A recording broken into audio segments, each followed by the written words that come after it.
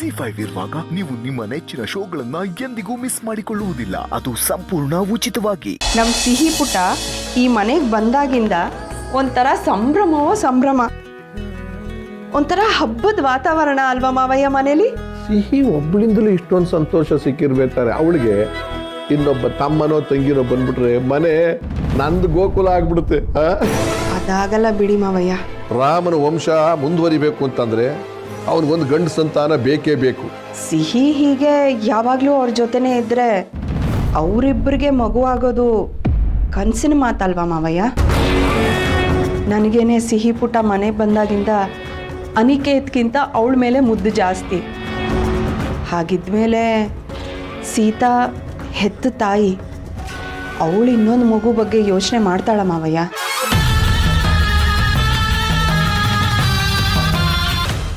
ZEE5 app download ಮಾಡಿ ಎಲ್ಲಾ ಸಂಚಿಕೆಗಳನ್ನು ಸಂಪೂರ್ಣ ಉಚಿತವಾಗಿ ನೋಡಿ.